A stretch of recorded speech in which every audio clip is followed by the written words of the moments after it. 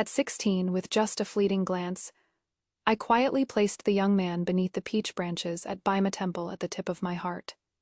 2 years later, an imperial decree named me imperial consort. The young man panicked, giving me a safety jade pendant to confess his feelings. His eyes rimmed red as he only wished for my remaining life to be peaceful and joyful. But the very day I entered the palace, I was despised by His Majesty and thrown into the cold palace to a miserable end. Before my death, I arranged through someone to see him one last time. He looked at me with disgust. "What kind of thing do you think you are? If I weren't afraid you'd take away Yin Yang's favor after entering the palace. Do you think I would have known you?"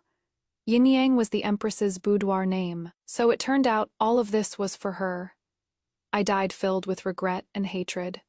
When I opened my eyes, I had actually returned to the day he gave me the jade pendant.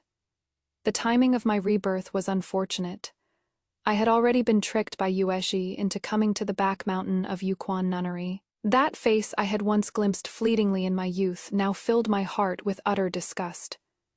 Where is there any fleeting celestial visitor? He is just an ordinary mortal. I merely lost focus for a moment, and Pei Jingyan's eyes showed concern. "Mingzhu, are you feeling unwell?" I turned aside to avoid his hand reaching to support me, lowering my eyes to hide the hatred within them. Pei Jingyan had stunningly beautiful looks and a sharp temperament. Even while remaining composed, he was like an unsheathed precious blade, afraid he might notice something amiss. I leaned most of my body against Yueshi, covering half my face with a handkerchief. "Young Lord Pei, you and I are not acquainted. Please observe propriety and do not come closer." Pei Jingyan pressed his lips together, the impatience on his face transforming into a reluctant, unspoken longing. He took out a smooth, milky, white mutton, fat jade pendant from his chest. "Mingzhu, this is a protective jade pendant that Jingyan sought for you from the White Horse Temple. We have no fate in this life. I only wish you peace and happiness for the rest of your days." My gaze fell coldly on his hands. His fingers were slender, with thin calluses on his fingertips worn from diligent practice with swords and blades. But what he held now was not a token wishing for my safety. It was a blade that would ruin my entire life. After I was banished to the cold palace, my aunt came to see me. She slapped me with bitter disappointment. "Mingzhu, since when have the girls of our Song family become so cheap? You were secretly exchanging tokens with Pei Jingyan before entering the palace. Do you not want your life anymore?" I was dazed by the slap, tears streaming down my face in an instant. My aunt yanked the mutton, fat jade pendant from my waist and threw it at my face viciously. Pei Jingyan is a habitual philanderer. He had many similar mutton, fat jade pendants custom, made and would give one to any girl who caught his fancy. Only you dared to wear it so openly. My face stung with burning pain, yet my whole body felt as if plunged into an icy hell, even my bones trembling. I clutched the hem of my aunt's skirt, my head hitting heavily against the green bricks, my desperate pleas mixed with blood and tears echoing through the empty palace chamber. Aunt Mingzhu didn't. Mingzhu did meet young Lord Pei before entering the palace, but Mingzhu never accepted his jade pendant. This white jade clasp was put on me by Yueshi. I didn't know where it came from. My aunt's voice was utterly despondent. "Mingzhu, had I known you were raised to be so naive, I should never have agreed to let you enter the palace. The Song family has been reprimanded by imperial decree. Your father, as the leading figure of the literary world, has lost all face and has already retired to his hometown. The Song family's reputation for strict propriety and scholarly righteousness is completely ruined." I gathered my hatred, slowly letting it seep into a smile as gentle as spring breeze. In my past life, I didn't accept Pei Jingyan's jade pendant, and even left resolutely after he expressed his feelings. Yet that jade pendant still ended up on me the very day I entered the palace, directly leading to my dethronement and causing my upright and principled father to be consumed by grief. In just a few short years, he became bedridden with illness and passed away in sorrow. The Song family, known for passing down etiquette and inheriting scholarly traditions, was thereafter branded with the stigma of failing to discipline their daughter, and thus fell into decline. Under Pei Jingyan's gaze, I extended my fingers and gently picked up the jade clasp. How thoughtful of you, young Lord P. Perhaps he didn't expect me to be so compliant, that the pearl of the Song family, a paragon of feminine virtue, would so easily yield to him. Mockery surfaced in his eyes, his countenance beneath the gold, framed jade fan utterly arrogant. I suddenly smiled and turned to leave. Pei Jingyan, you are willing to devote everything for Xiying, to keep the emperor and empress harmonious, and the harem peaceful. I simply won't let you have your way. 3 months later, when lotus fragrance filled the air, I entered the palace gates with great fanfare, my dowry maid replaced by Chuangji.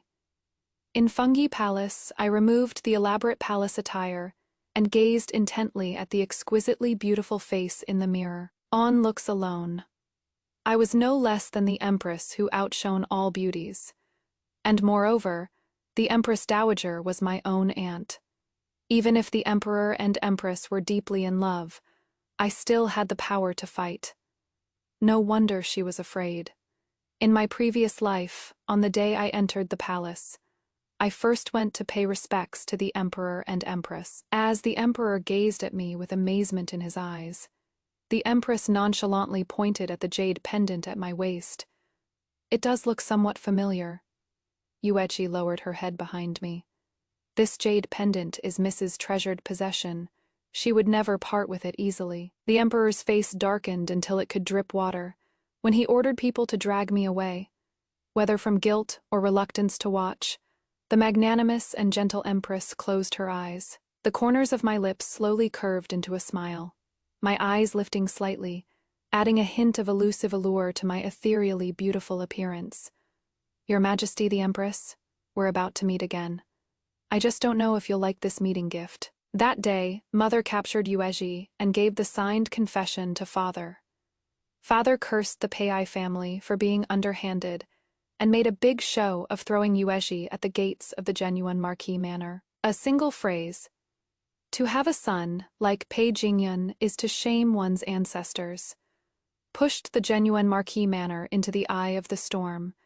In the serene and grand palace chambers, the candles burned bright. I gestured for Guangji to help me remove the hairpins and ornaments from my head. Let's rest. But Your Highness, His Majesty hasn't come yet. Tonight His Majesty will stay with Her Majesty the Empress. He won't be coming. The Emperor, the Empress, and Pei Jingyan had grown up together since childhood, and their bond ran deep. The Emperor and Empress were deeply devoted to each other, vowing to grow old together. But after they married, Pei Jingyan suddenly changed. The proud and unrestrained young man began to indulge himself recklessly, until philandering became his nature. So, amid those rumors, the claim that young Lord Pei of the genuine Marquis Manor was obsessively entangled with a maidservant was easily believed. The genuine Marquis, who knew the truth, couldn't bear the charge of framing an imperial consort, so he could only swallow this loss in silence. He took Yueshi as a concubine for Pei Jingyan and beat him so severely with family discipline that he couldn't get out of bed for 3 months. The Pei Jingyan of now was no longer that dashing gentleman who had once been the most stunning in the capital. His reputation was ruined, and no respectable young lady from a proper family would marry him anymore. It was for Her Majesty, the Empress, that he had fallen to such a state. Therefore, whether to vent his anger or to make me lose face, she would keep His Majesty occupied tonight, and put me in my place. Sure enough, a palace servant came in to announce an edict. The palace servants in Fungi Hall exchanged glances, but I slept soundly through the night, despite Chuangji's worries. When I went to Jiaofeng Palace to pay my respects, the emperor was also there. He was leaning lazily against the empress, their posture intimate. I bowed down in obeisance, my etiquette so impeccable that no fault could be found. But the empress clearly didn't want to give me face. She lowered her eyes without speaking, as if her gaze was glued to the teacup. For the time it takes to drink a cup of tea, whispers from the consorts around me could already be heard, and gazes of either disdain or curiosity fell upon me one after another. But I remained respectful throughout, my expression calm. The Empress couldn't go too far, so she could only tell me to rise. I staggered slightly but quickly steadied myself. I raised my head in the morning light and slowly broke into a smile at the Emperor and Empress. "This humble consort thanks your Majesty, and thanks the Empress." The consorts who saw my face clearly gasped, while the Empress set down her cup without a change in expression. The young Emperor instantly sat up straight, leaning slightly forward, his eyes filled with undisguised amazement. Indeed, the pearl of the Song family. When His Majesty left with me, the Empress's face darkened. After leaving Jiaofeng Palace, I tugged at His Majesty's sleeve and said slyly, "Actually, cousin doesn't need to accompany me to pay respects to the Empress Dowager. Mingzhu won't tattle." The Emperor looked somewhat embarrassed at having his thoughts exposed. He cleared his throat lightly and explained on behalf of the Empress. "Yin was feeling unwell last night, so the imperial consort has been put out." I easily believed his words, slipping my fingers into his wide robe sleeve and gently grasping his hand. He paused briefly, gazing at the distant eaves of Shuwa Palace, and never pulled away. The Emperor stayed at Shuwa Palace, chatting with the Empress Dowager for a while. Seeing that I truly had no intention of tattling, he left with peace of mind. "You are quite composed, after all. Not as foolish as your father said," my aunt remarked. Looking at the faint worry hidden in her eyes, I eventually teared up. In my previous life, I was confined to the cold palace, surviving entirely on my aunt's support. But after my maternal family fell from grace, my aunt was indignant that Pei Jingyan and the Empress had framed me. She wanted to seek justice for me, but eventually grew estranged from the Emperor. In the end, the Empress used the pretext of praying for the late Emperor to send her to Huangwei Temple, where she passed away not long after. My aunt paused. "There is no need to cry. I know you've been wronged. Among the 4 daughters of the Song family, your 3 older sisters are all renowned in the capital for their talents. Only you stand out for your beauty. When the Emperor wanted to select a Song girl for the palace, Shi Yingyang probably thought you would be the easiest to deal with, which is why she chose you. Mingzhu, you are beautiful, with a naive and endearingly innocent nature. In this imperial harem, these can be both weaknesses and strengths. You needn't worry. The Song family doesn't need you to bring glory to our clan. As long as you don't make any mistakes, your aunt can protect you." She patted my hand meaningfully. The Empress has always been proud and self-important. "Mingyue, just being yourself is good enough." For 3 consecutive days, His Majesty stayed at the Empress's Jiaofeng Palace. The entire palace was watching me become a laughingstock, also waiting to see if the Empress Dowager would reprimand the Empress on my behalf. But they were disappointed. Neither the Empress Dowager nor I acted as if anything had happened. Every day, I followed palace rules, remaining calm and composed when paying respects to the Empress, and genuinely enjoying myself when accompanying the Empress Dowager in chanting sutras. It was actually His Majesty who went to the Empress Dowager somewhat sheepishly to explain. "Yin has caught a cold these past few days. It is not that I intentionally neglected the imperial consort." The Empress Dowager didn't mind. Harmony between Emperor and Empress is a blessing for the nation. The Empress has always been sensible.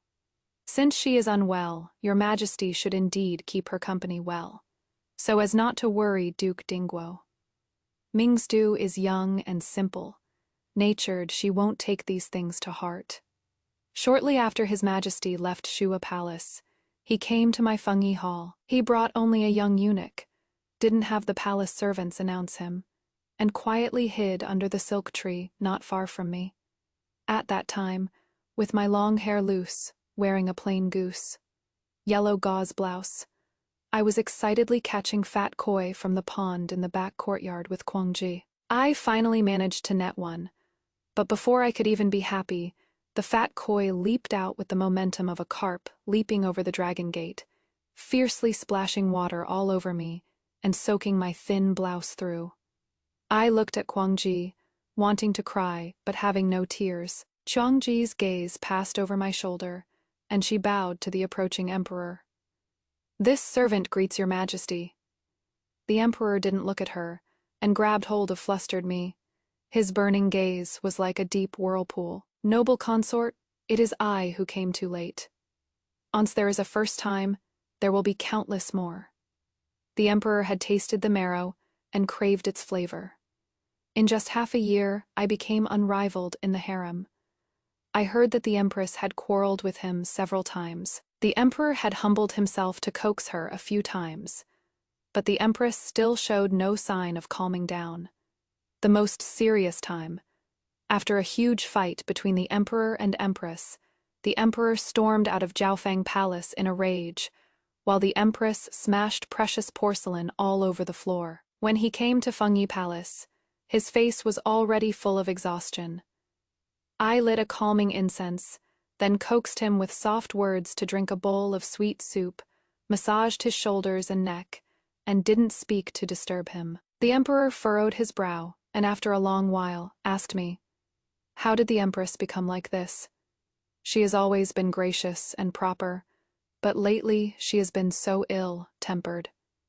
I knew he wasn't looking for an answer from me, so I just softly nestled against him. Sure enough, he let out a sigh. "Mingju, your Fengyi Palace is still the most comfortable place." The summer night was long and scorching, and I became a lotus swaying in the storm, growing ever more alluring on the turbulent waters. When His Majesty left, his steps were hurried, his refined and gentle face tinged with a hint of guilt. I poked my head out from behind him. "Cousin, you looked especially dashing today." His Majesty stumbled, finally turned back, and smiled helplessly. "Mingju, you—" After he left, I stepped barefoot onto the floor and snuffed out the incense expressionlessly. During the season when cold plum blossoms rivaled the snow, the Empress carried a food box to His Majesty's study. They stayed intimate for an entire afternoon, and when they came out, they were chatting and laughing. That night, His Majesty stayed at Jiaofeng Palace. The silver fox fur coat that should have been sent to my palace was suddenly draped over the Empress's shoulders. When I went to pay respects at Jiaofeng Palace, the Empress wrapped herself in the fur coat and made me kneel for a long time. She had changed a lot from when I first met her. She was still a bright and magnificent peony, yet now covered with gray dust. Even the light in her eyes had dimmed considerably. She and His Majesty were childhood sweethearts, growing up supporting each other along the way. Their feelings couldn't be called anything but deep, and the promises and sincerity of their youth were truly heartfelt. But time passes swiftly, and pure feelings became tainted with interests and rivalry, inevitably giving rise to scheming. It had been 6 years since the Emperor and Empress's grand wedding, yet no heir had been born in the harem. Even with His Majesty's consolation, the Empress was still thrown into disarray by my abundant favor. After the Emperor and Empress reconciled, she began trying various secret remedies for conceiving. I once subtly asked her while playing chess with my aunt, "Is it unwillingness or inability?" My aunt's single move captured half of my pieces. Unlike my dejection at losing, her eyes remained calm. The deep affection is real, and so are the interests. Love makes people blind, but hatred born from love will make one lose all composure, even stake everything on a single gamble. What gives you an advantage over the Empress is that you don't love the Emperor. My aunt's sharp gaze swept over my fingers. "Mingzu, wouldn't you say so?" I suddenly released the chess piece I had been gripping tightly, my heart slowly sinking. Yes, the disputes between the Emperor and Empress gradually increased again. Her Majesty. The Empress's temper grew worse and worse. Besides quarreling with His Majesty, her anger spilled onto innocent bystanders. Many favored consorts would be punished by her for trumped-up offenses, copying scriperta for minor ones, kneeling as punishment for serious ones. The entire harem was filled with complaints. As for my fungi palace, the emperor hadn't visited for a long time. Kyungji would often call out to me when I stood lost in thought by the window. "Your Highness, don't wait anymore. The Empress forbade His Majesty from coming to see you." They quarreled about it for a long time, and His Majesty agreed. I waited day after day, and Kyungji kept saying the same thing day after day. Finally, on the day when the lotus fragrance drifted through the air, she stopped saying it. She bowed deeply to the emperor in the sunset and quickly withdrew, and with tears welling up in my eyes, I rushed forward to him. The young emperor, weary yet gentle, softly patted my back. I broke into a smile through my tears and led him by the hand into the inner chamber. I didn't ask him why he hadn't come for so long, nor did I complain to him about anything. I just clung to him softly and sweetly, lit a stick of calming incense as usual, brought out the sweet soup that had been kept warm all along, and gently loosened his long hair, massaging it stroke by stroke. His Majesty was in a daze for a long while, then took my hand and looked at me carefully, his eyes filled with emotion. He sighed contentedly and pulled me into his embrace. Mingzu. The emperor spent the night at Fungi Palace for the first time. After I saw His Majesty off, the empress came rushing over aggressively, sword in hand. "Where is Zhao Yu? Tell him to come out." The sword's gleam was cold as autumn water, pointing at my delicate neck. Palace servants knelt all over the floor, and Shuangji was kowtowing frantically. I replied in a soft and gentle voice. "Replying to your Majesty, the Empress, His Majesty has gone to attend court." The Empress's expression changed slightly, a mocking look appearing on her face. "He lied to me again. He said he wouldn't come to Fungi Palace anymore." Her expression grew colder and colder, her delicate eyebrows twisted into murderous blades. With a sweep of her arm, the small couch I usually rested on was scattered into pieces. "He said he only loved me. Yet the harem is full of consorts. He said he wouldn't favor anyone else. Yet he got into your bed as soon as you entered the palace. Later it got even worse. He slept his way through the entire harem. Zhao Yu, oh Zhao Yu, which of your words were ever true?" I was so scared I shrank to the side, tears welling in my eyes, about to fall. Yet not falling. The Empress couldn't stand the sight of me, and pointed the sword at me again. "Song Mingzhu, I thought you were a simple one, but I underestimated you. Yun, Di was dragged by you into an entanglement with a lowly servant girl, and Zhao Yu was also bewitched by you, being lured to Fungi Palace by you every few days." Her sword slowly moved to my face. "I should destroy this seductive fox face of yours." Yin-yang, hurried footsteps of palace servants came from outside the hall. His Majesty was shouting outside the door. The Empress and I turned our heads at the same time, seeing the bright yellow hem of a robe quickly sweeping across the stone path, about to cross the threshold of the hall. "Cousin!" I gathered up my skirt and was about to run outside. The Empress's expression changed. The sword pointing at my face was subconsciously lowered, and as a result, it quickly slashed a wound on my arm. Blood instantly gushed out. I cried out in alarm, and my legs went weak. The Empress's expression slightly froze. She was just about to reach out and help me up, but was pushed aside by His Majesty, who rushed over. He anxiously held me, carefully examining my wound, calling for the imperial physician to come and treat me. Finally, he looked at her with an extremely disappointed gaze. "Zhe Yingyang, look at yourself. Do you still have any semblance of an empress?" The Empress's eyes were rimmed with red. She incredulously rubbed her arm that had been reddened by His Majesty's push. "Zhao Yu, you pushed me. You actually pushed me for her." The Emperor refused to meet her eyes, his voice cold. "Escort the Empress back to her palace." The Empress's tears fell non-stop. She laughed while wiping her tears. "Fine, fine. Zhao Yu, I'll leave. I'll leave." After saying that, she threw the sword aside and ran away crying. The sword fell and pierced His Majesty's clothes. The palace servants scrambled to clean up. His Majesty's fingers were clenched white. His gaze followed the Empress's figure the whole time. Full of worry, I grabbed his sleeve, cold sweat trickling down my pale cheeks. "Cousin, don't worry. I won't tell Aunt about today's events, and I'll make sure the palace servants keep their mouths shut." Even though His Majesty and I had already warned the palace servants, there are no secrets in the imperial palace. Aunt eventually found out about the Empress causing a scene at Fengyi Palace with a sword and wounding me. The palace consorts, who were punished without reason, also took the opportunity to go crying to Shuo Palace. The Empress Dowager got angry at His Majesty for the first time because of the Empress. "Emperor, this one knows you have deep feelings and loyalty toward the Empress, and you've always done everything you can to love and protect her. You've even neglected the palace consorts and shielded her from the harsh criticism of being childless, just so she wouldn't be hurt.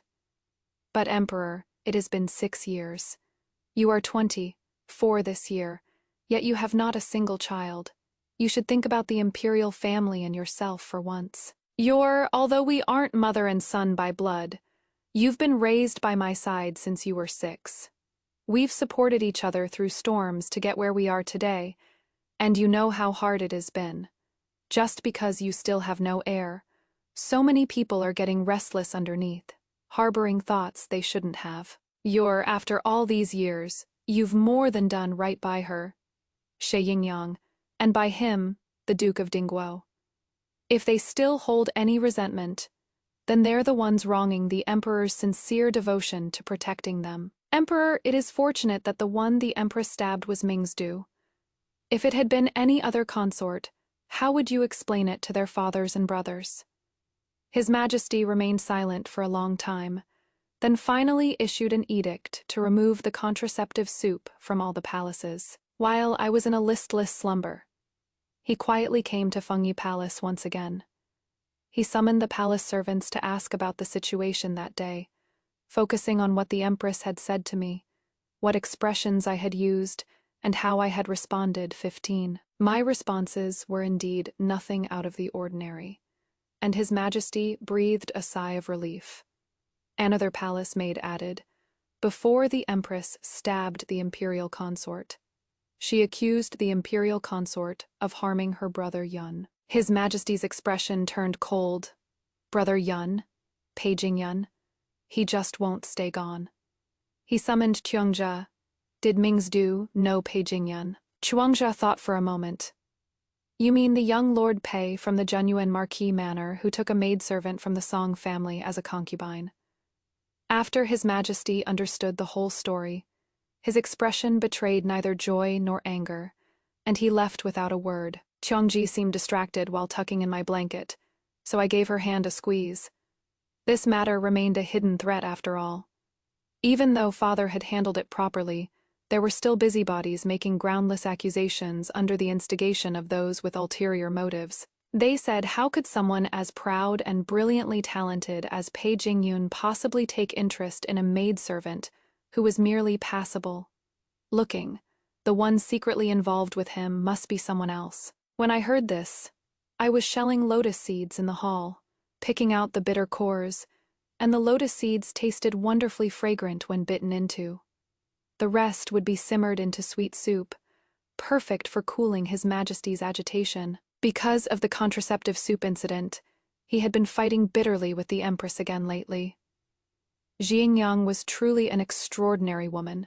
She had barely lost some favor, and Pei Jingyun couldn't wait to jump out and clear obstacles for her, not even caring about his own future. But this time, things probably wouldn't go as he wished.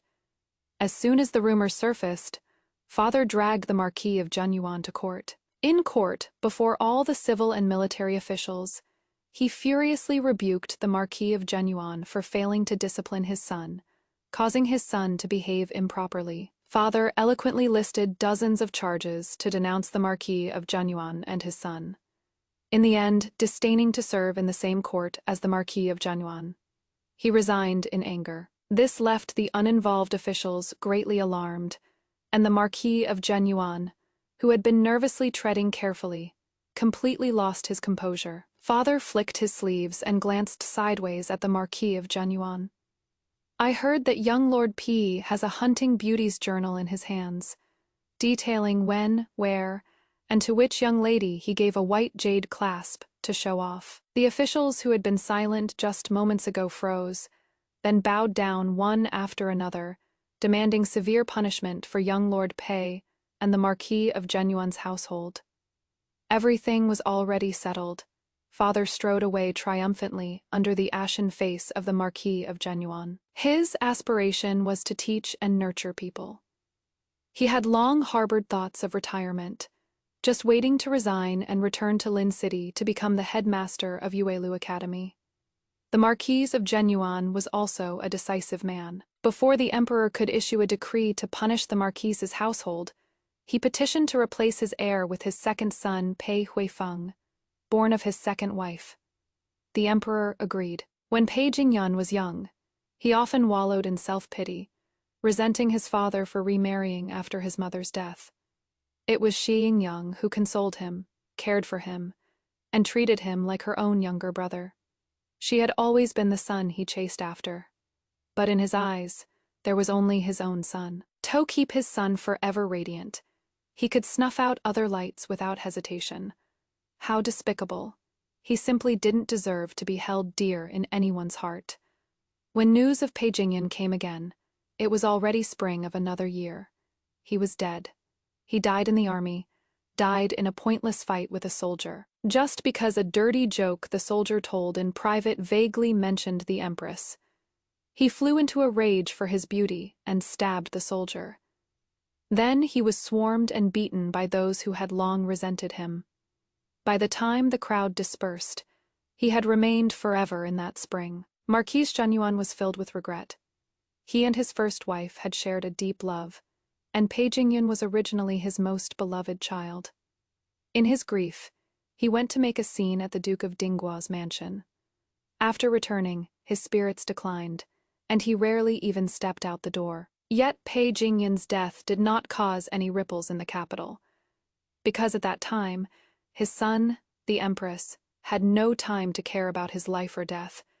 Ever since the contraceptive soup was stopped in all the palaces, good news from the harem came one after another. No matter how the empress tried to obstruct and make a fuss, counting all the consorts high and low, there were actually 8 who were pregnant. After learning this news, the empress sat alone through the night in Jiaofeng Palace. The next day, her gaze was cold and sunken like never before. She didn't spare a single glance at His Majesty, who had stood with her outside Jiaofeng Palace gates all night. Beneath her elaborate attire and ornaments, her features were even more radiant, and her cold, aloof bearing in every movement was breathtakingly beautiful. Her beauty, blazing like the fierce sun, burned the eyes of the palace consorts and firmly captured His Majesty's gaze, making him rush impatiently to Jiaofeng Palace right after court for over 10 consecutive days. Her Majesty the Empress refused to see him. "My lady, Her Majesty the Empress is likely to regain favor." Chuangzi placed the cut flowers into the vase, a look of worry on her face. I just smiled without a word. Regain favor? Her Majesty the Empress had never fallen out of favor. The young emperor was deeply affectionate and sentimental. His earlier coldness toward the Empress was mostly a helpless compromise for the sake of heirs. Unfortunately, the Empress, trapped in love, couldn't see this. She believed His Majesty had long transferred his affections and forgotten his past vows. She no longer trusted him. I leisurely tossed fish food into the pond, attracting schools of carp that swarmed over, their pale white bellies tumbling as they scrambled for food. Her Majesty the Empress will not only regain favor, she will also become pregnant. Chuangzhe gasped softly in surprise. I glanced back with a faint smile. What is there to fear?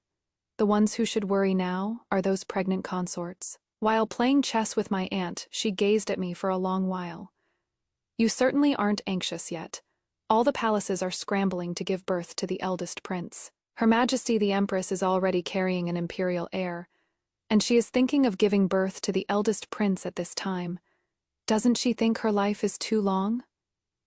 Several months ago, when His Majesty once again lingered outside Jiaofeng Palace, Her Majesty the Empress finally opened the palace gates. The usually rigid Empress softened her stance, wiping her tears as she reminisced about the past with His Majesty, and poured out old feelings, crying until His Majesty, too, shed endless tears. Ixi Yingyang was not only Pei Jingyan's son.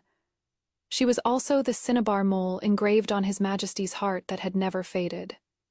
Now she had made a powerful return, overshadowing everyone in the rear palace. Apart from occasionally visiting my Fengyi Palace, His Majesty mostly stayed at Jiaofeng Palace with the Empress.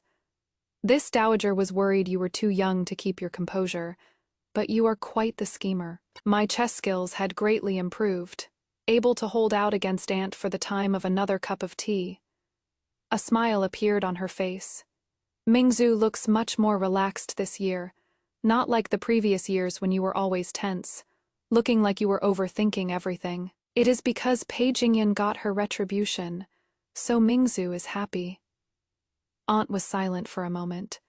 Pei Jingyan doesn't count for much. The one who truly made the move is still doing just fine. Mingzhu, you mustn't be reckless. My jade, colored fingers held the chess piece, unconcerned. Since she can conceive, I am afraid the day she breaks with His Majesty won't be too far off. Why should I be anxious? After saying that, my hand paused. I raised my head and met my aunt's solemn gaze. The whole family says you are foolish. Mingzhu, I think you are actually too clever. When His Majesty came to Fengyi Palace, I was copying books. The copied pages were scattered all over the hall. The moment I saw him, my eyes lit up, and I immediately threw down my brush and paper. Cousin, save me. His Majesty playfully tapped my nose with a smile. How did Mingzhu offend the Empress Dowager to actually be punished with copying books? I naturally couldn't tell him the real reason, so I just complained coquettishly. It is just because Aunt thinks I am too young and not steady enough. She is afraid I might disturb the pregnancies of the consorts in other palaces, so she is keeping me confined here copying books. I wrapped my arms around him, pleading softly. Cousin, could you help me ask Aunt for mercy? Ever since the Empress forbade morning greetings from the other palaces, I only go to Shuwa Palace once a day. The rest of the time I am at Fengyi Palace, so there is really no need for me to copy books. His Majesty just smiled and didn't respond. Mi aqua. Blue silk shawl wrapped around his arm, my slender white fingers, lightly tapping his chest. In my dewy, adoring eyes, only his figure was reflected. The gloom that had gathered between his brows melted away, his eyes sparkling like a starry sky. Mingzhu, you really are a tantalizing little minx. His Majesty lowered his eyes and asked me, Does Mingzhu want a child? I looked back at him openly. Mingzhu only wants to be with cousin and doesn't want a child. Seeing that I wasn't just brushing him off, His Majesty tightened his grip on my hand. The women of the harem all want a child to secure their position. Even the Empress is no exception. Only Mingzhu is different. It was the first time I called him Your Majesty. Your Majesty is already the husband of many, and will be the imperial father of many in the future. I only hope that in Fengyi Palace, Your Majesty is just Mingzhu's cousin. Ever since Her Majesty, the Empress, became pregnant, she had been very averse to the Emperor visiting Jiaofeng Palace. Every time the Emperor came out of Jiaofeng Palace, he would be in a bad mood. As Her Majesty, the Empress's belly grew larger and larger. The gloom between his brows accumulated layer upon layer, only easing slightly when he came to Fengyi Palace. The Empress and I were childhood sweethearts. For her sake, I neglected the harem and went 6 years without an heir. Even if she never bears a child in her life, she will still be my Empress, the future Empress Dowager. I even considered adopting a child from another consort for the Empress to raise. Yet, Why does she always refuse to understand my good intentions? Is having one's own biological child really that important? The Empress Dowager and I are not biological mother and son either. Yet, aren't we still just as loving and filial? Thinking of my aunt's fate in my previous life, I couldn't help but sneer. Of course it is different. If they were biological mother and son, how could he have let the Empress send my aunt to Huangzhe Temple and so easily destroyed her maternal family? But I just leaned docilely against his back, without saying a word, and he would always stroke my long hair at the end and say, "Mingju, you are still the best." He said it day after day, again and again. Subtly and imperceptibly, these words would always etch themselves into his mind, making him feel as if they were true. The Empress had a miscarriage. When she was 5 months pregnant, she started bleeding without any warning. It was a male infant that had already taken form. This incident was like a boulder crashing into shallow water, the ripples spreading throughout the entire rear palace, leaving everyone fearing for their own safety. After the Empress became pregnant, all her food, clothing, and daily necessities were handled by her own people. She had forbidden the concubines daily greetings, and rarely even left Jiaofeng Palace. Yet, despite being so careful, the child she had worked so hard to conceive still couldn't be saved. When he received the news, the emperor was in Fengyi Hall. He sat for a long time, his cold and stern face revealing no discernible expression.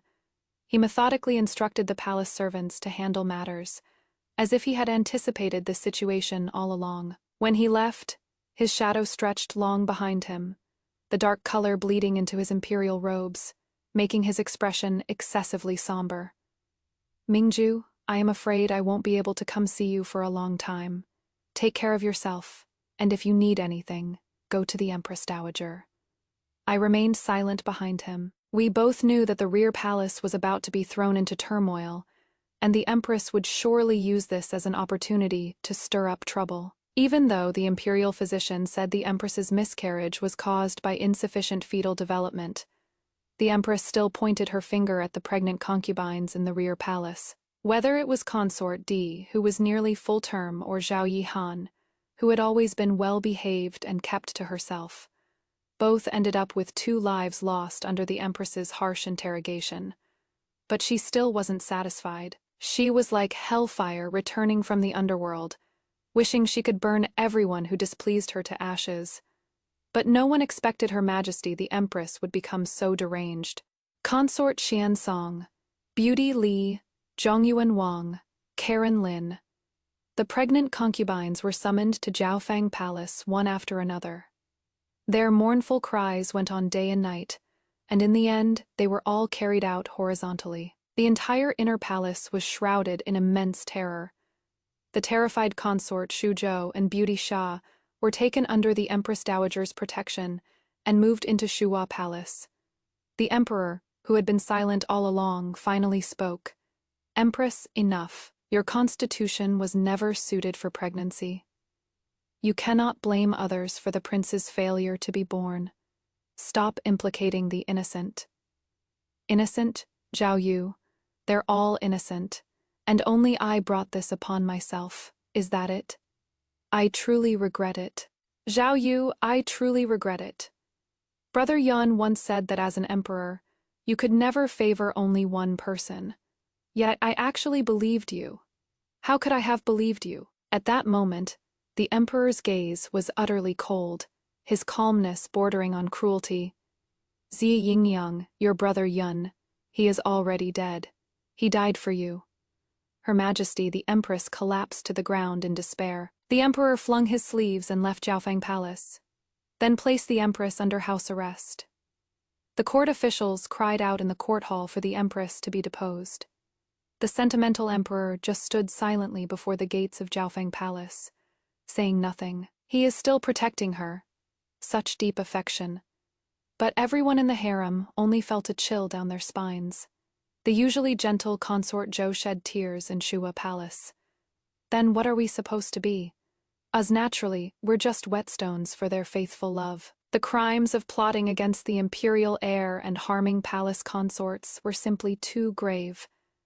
Marquise Genuine wept and pleaded at court. Since his son Jingyan had gone to the underworld as deserved punishment, why should the empress be allowed to escape unscathed? He knelt at the palace gates for 3 days without food or water, only seeking justice. The emperor and Duke Dingguo were angered by his recklessness, yet were helpless against the support from court officials.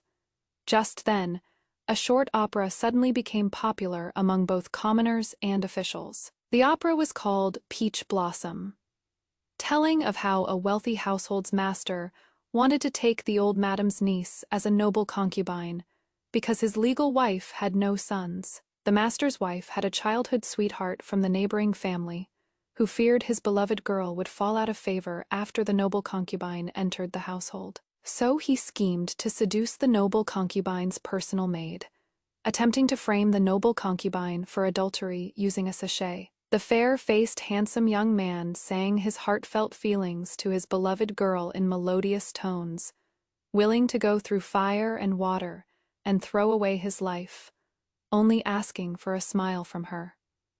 Just when I was engrossed in watching the opera, the emperor arrived at Shuowa Palace. Consort Zhou and Beauty, Sha bowed with pale faces, while Aunt stared at the stage with a solemn expression. And I turned my back, my eyes brimming with tears. The young emperor watched the noble consort die miserably on stage, and completely lost his composure. He strode over and embraced me. Mingzhu, Mingzhu, don't be afraid. I will believe you. I will never let anyone hurt you, he said. Not even the empress. A single opera told the full tale of a passionate couple's love, hate, and obsession. Those who couldn't see the meaning in it merely watched a story of joy and sorrow. But those who understood it would toss and turn, unable to sit still. The first to bear the brunt was Duke Dingguo. Not long after, he submitted a memorial requesting the empress be deposed. The deposed empress still resided in Zhaofang Palace, her food, clothing, and provisions unchanged. It is just that the emperor rarely went to see her anymore. She was like a withered flower branch, like parched land drained of water, with no trace of vitality left. She wandered the palace all day like a lost soul, and her favorite place to come was Fengyi Hall. Her eyes were like a bottomless deep pool, always gazing at me with such profound, profound depth. Sometimes when I turned around unintentionally, I would always be startled by her. Chuangji was quite frightened by her, and cautiously discussed with me. My lady, let's ask the emperor for more guards. I always feel the empress will try to harm you. I didn't agree. Just as the sun began to tilt westward, one of the earrings bestowed by the emperor went missing. I hurriedly had Guangzhe send all the palace servants out to search, telling her to focus on looking around the carp pond. I went by myself to the Tingfeng Pavilion, not far from Fengyi Palace, to wait for her. The Tingfeng Pavilion was very small, with sheer curtains draped between vines and flowering branches, making it only possible to vaguely make out the people inside. The wind must have picked up, as the flowering branches were trembling wildly. I lowered my head. Chuangji, I've been in the palace for 3 years now, constantly showered with favor, yet I've never conceived. I heard the imperial family has a sterilization potion. Just 1 dose causes lifelong infertility. Even if one were lucky enough to conceive, the fetus would miscarry midway. I hesitated. His Majesty is wary of my aunt, and favoring me is merely out of necessity. Do you think he might have mixed contraceptive medicine into the tonics he bestowed upon me? Changzhe, should I seek a renowned physician outside the palace to take a look? When Changzhe returned, I was staring absently outside the pavilion. The swaying, flowering branches through the layers of sheer curtains looked just like beasts choosing their prey to devour. Anxious expression appeared on her face, and she only relaxed when she saw I was unharmed. This servant just saw the deposed empress hurrying past from this direction, and feared something might have happened to you, my lady. Perhaps you saw wrong. I haven't seen her today. I sighed softly. Chuangji, the wind has picked up. Let's head back. When the emperor came to Fengyi Palace again, a palace servant from Shua Palace came to deliver good news. Consort Shuzhou had given birth to the eldest prince. I held his hand with genuine joy, and his majesty finally relaxed after observing my expression. Mingju, you truly are the best after all. I merely hinted at it, and his eyes lit up brightly as he congratulated him. His majesty pulled me into his arms, the deep affection in his eyes overflowing. Mingju, will you be my empress? My heart was sour and bitter, yet tears fell from my eyes. I simply didn't respond. In the violent storm, we had a kind of reckless live for the moment madness. The deep night passed, and he kissed my eyes in the morning light. Mingzu, I love you. My eyelids trembled slightly, but in the end I didn't open my eyes. The next time I saw Shi Yingyang was at dusk. She passed by me calmly, her eyelids half drooped. Song Mingzu, I really hate you. After saying that, she slowly walked forward, never looking back. But behind her, I quickly broke out in a cold sweat, my face pale as I collapsed into Chuangji's arms. The present Shi Yingyang overlapped with her figure from my previous life, instantly stirring up the nightmare I had buried deep in my heart. I had once told father, mother, and elder sister about my dream. Only, when mentioning the cause of death, did I just brush it off lightly with one sentence. I merely died in the cold palace. But that wasn't true. My death wasn't that simple. In my previous life, Shi Yingyang eventually learned the truth about the contraceptive medicine through Pei Jingyan. It was clearly a decision made together by the emperor and aunt, yet she solely hated aunt to death. The emperor didn't want to break with her, so he tacitly approved her decision to send aunt to Huangwei Temple, yet was filled with deep regret after aunt passed away. As compensation, he wanted to release me from the cold palace. But it was this very decision of his that ultimately led to my tragic death. It was also at dusk when Shi Yingyang came to the cold palace with a calm face, bringing several eunuchs. The pearl of the Song family was mired deep in the mud. It really hurt. That was grief and violation beyond words. My cries and screams echoed throughout the entire rear palace, then gradually faded into oblivion just before dawn. And that emperor who kept saying he would make amends to my aunt, that emperor who promised me a peaceful rest of my life, never showed up from start to finish. He let his empress do as she pleased. He was an utter liar. Aunt never knew I hated the emperor. She thought I only hated Pei Jingyan, hated Shi Yingyang. But the one I truly hated to the bone was Zhao Yu. It was he who, with no regard for my aunt's grace in raising and supporting him, caused my aunt's death, my death, and ruined the Song family. Everyone knew I was innocent. Pei Jingyan knew, Shi Yingyang knew. Even Zhao Yu, who seemed furious.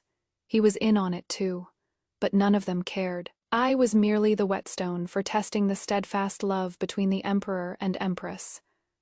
No one would care about my fate. My consciousness sank into a muddled dream, unable to break free from the suffering of the past. I returned to the moment of my death. I had long lost all sensation, dazedly catching a glimpse of the faint fish, belly white appearing at the horizon, cursing uncontrollably at the corner of yellow robe before the cold palace gate. Zhao Yu. I seemed to hear his response, his voice gentle yet urgent in my ear. Cousin is here, Mingju. Don't be afraid, I am here. No, I don't want him here. I don't want him. But no one could hear the voice of my heart. He was still calling out to Chuangji beside me. What exactly did the deposed empress do to Mingzu? Why hasn't Mingzu woken up yet? He shouted at the palace servants again. Why haven't the imperial physicians arrived yet? Go summon them quickly. He is so noisy. I don't like him at all. At some point, I suddenly broke free from the constraints of my body and gently floated up. My soul still bore the same wretched appearance from when I died miserably in my previous life. I floated quietly in Fengyi Palace, watching the imperial physicians helpless before my unconscious body, kneeling all over the floor in varying heights under the emperor's fury. I also saw the affectionate emperor staying sleepless by my side through the night, clumsily yet carefully tending to me, his eyes unable to hide his heartache. Aunt also came, tucking in my blanket for me. Mingzhu, your father said you had a dream before entering the palace. So, that opera wasn't the Marquis of Genuine's doing, was it? In your dream, Aunt still failed to protect you in the end? She murmured to herself. Even I myself couldn't have a peaceful end. Not long after she left, a young imperial physician finally diagnosed the reason for my coma. Poisoned. His Majesty's expression was unreadable. He just lowered his gaze at the physician. What poison? A rare poison from the southern frontier, startling dream. The imperial physician bowed down. The imperial consort has been poisoned for over a month now. It had been just over a month since the empress was deposed, and the Duke of Dingguo had once guarded the southern frontier. Fury surfaced on his Majesty's face. He sneered and smashed the teacup. Zhi Yingyang, it is you again! When he stood up, I involuntarily floated behind him. He stormed off to the Jiaofeng Palace. Xi Yingyang was dressed in the full ceremonial attire of a first-rank empress, sitting upright before the vanity doing her makeup. I saw His Majesty's expression grow somewhat dazed, but only for an instant before he turned cold again. Xi Yingyang, you poisoned Mingzhu? Xi Yingyang slowly set down the comb and looked at him through the mirror. Zhao Yu, how did we end up like this? Xi Yingyang, I don't want to discuss this with you today. Just give me the antidote, and I'll let bygones be bygones. She started combing her long hair again. Zhao Yu, you are truly affectionate yet heartless. Is Song Mingzhu the one in your heart now? The emperor couldn't help but flare up. Shi Yingyang, Mingzhu has always been respectful toward you, yet you've harmed her again and again. How can you be so vicious? Xi Yingyang slammed down the comb with a snap. Vicious? Zhao Yu, that is not what you used to say. You used to praise me as a phoenix with a fiery spirit who despises evil. Now that you don't love me anymore, I am suddenly vicious. Yin-Yang, if you have a problem, come at me. Mingzhu is innocent. Innocent, Zhao Yu, those concubines who died by my hand before. They were innocent too. But why didn't you call me vicious back then? Xi Yingyang rose to her feet. The 9 Phoenix Pearl, holding Biao on her hairbun, swayed gently as she walked toward the emperor step by step, leaning close to whisper in his ear. Zhao Yu, I don't touch innocent people, but you, who tricked me into drinking contraceptive soup on our wedding day? You can't claim to be innocent, can you? The emperor's face turned pale with shock. His expression was one of utter disbelief, as if he never expected her to know the truth. Xi Yingyang suddenly drew a dagger from her sleeve, and before he could react, swiftly plunged it into his lower abdomen, her expression crazed. Zhao Yu, you killed our child. The moment the emperor was stabbed, countless fine silver threads emerged from my limbs and bones, swiftly pulling me down toward Fengyi Palace. My tattered soul was gradually restored to its present, life formed by the silver threads, then sank heavily back into my slumbering body. When news of the emperor's stabbing reached Fengyi Palace, I opened my eyes. While the emperor remained unconscious, the imperial physician diagnosed that he had been poisoned. By then, Shi Yingyang had already been locked away. The Duke of Dingguo's household had their title stripped, and the whole family was banished to a bitterly cold land. I brought wine to see Shi Yingyang one last time. I won't be Zhao Yu's empress, nor will I be the empress dowager. Shi Yingyang, even though you've been deposed, you are still his only empress. Xi Yingyang held her back stiff, downed the wine I poured for her in one gulp, and her eyes reddened. I was always his empress. Song Mingzhu, if it weren't for you, I would have always been his empress. I just smiled at her. No, Once you learned the truth about the contraceptive medicine, you two were destined to torment each other. Sometimes, love alone isn't enough, especially when the two parties' statuses are fundamentally unequal. The two of them were destined to go from a perfect couple to bitter enemies. Zi Yingyang, I once saw you back when I was still in the boudoir. Tears welled up in my eyes as my thoughts drifted back to the distant past. Zi Yingyang glanced at me in confusion, and I continued. That year, you appeared at White Horse Temple dressed in pale men's clothing, looking like an extremely handsome young gentleman. Amid the peach blossom petals dancing in the air before the temple, you caught a girl who had fallen from a peach tree. In that moment, you were just like her light. But later, it was this very light that dragged her into a sunless hell. Zi Yingyang looked at me in a daze, a look of understanding appearing in her eyes. I asked her, how did the Shi Yingyang, who was once so passionate and true, fierce as wind and fire, who wanted to slay enemies at the frontier, how did she become like this? I didn't get her answer. Perhaps even she herself couldn't say why. I put away the wine pot and left, glancing at her. You don't need to look like you are waiting for the poison to take effect. There is no poison in the wine. She raised her head in surprise, unable to help asking me, Song Mingju, why? My feet didn't stop. The person Zhao Yu loves most now is you. Why would you do this? She spoke calmly behind me.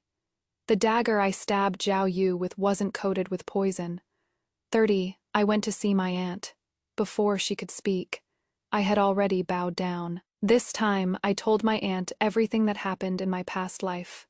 Completely, including my death.